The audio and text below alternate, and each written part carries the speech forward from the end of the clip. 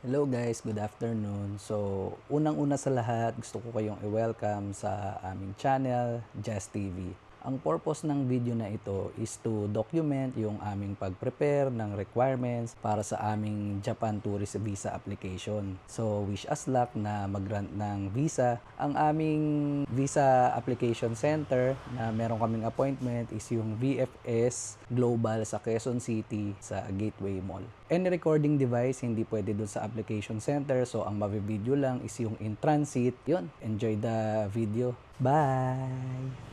Hello guys, good morning. So, ayun, today is the day na pupunta kami dun sa VFS, yung application center, visa application center para dun sa Japan Tourist Visa. Magsasubmit kami ng mga requirements. Yun, malalaman kung mabibigyan kami ng visa. Sana ma-grant kami ng visa para matuloy yung ano namin, syempre, yung matuloy yung Japan tour namin this coming September. Stay tuned.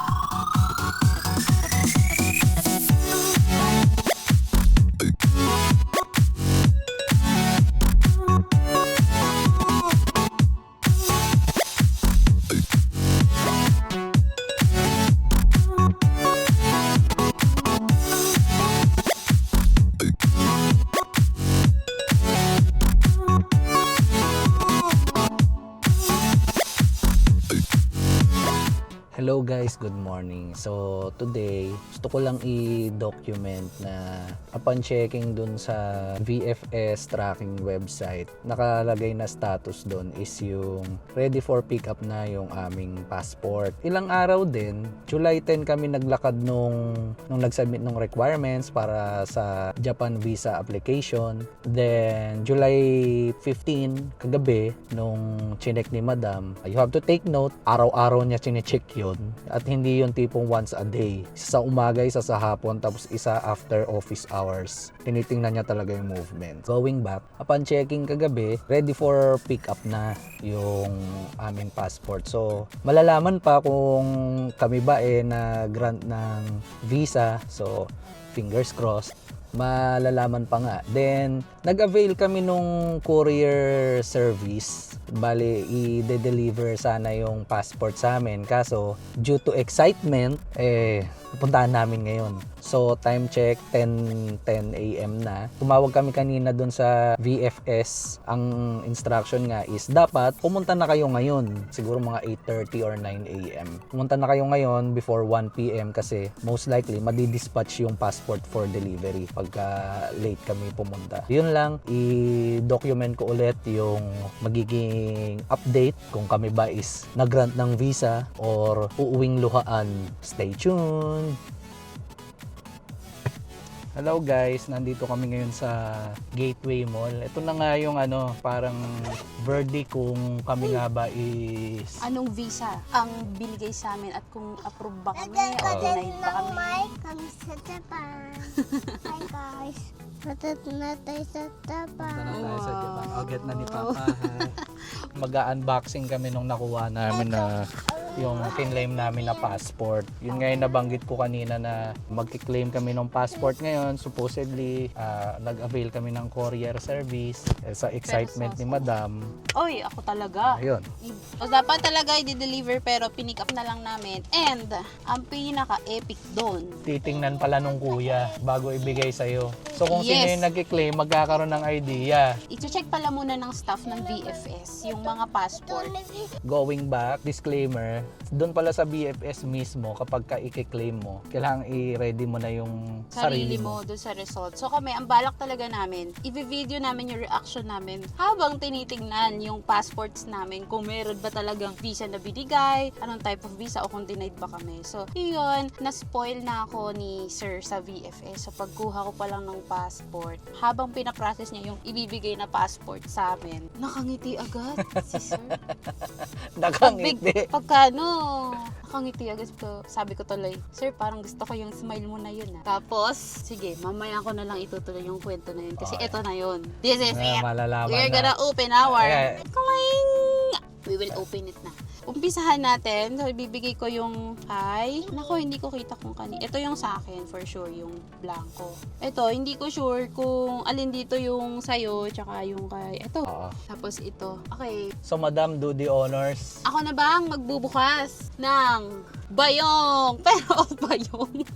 Sino gusto mo unahin natin? Kahit sino, kung anong nasa harap, tingnan mo na. Wow! Ito. This is for Jose. Ayan. Nakikita mo naman nakikita ko? So, ibig sabihin mo nakita kami sticker. So, Meron, approve oo. kami. Depends na lang kung anong... Or baka may sticker tapos nakalagay reject. Hindi nalalagay ng sticker pag Ganun reject. ba? Nilalagyan nila dito yung ng mark na letter Joke R. time lang. Tsaka, basta may mark na red na ano. Sige na, tingnan na natin yan. Ang daming Ano ano yan? no? Ang daming chika eh.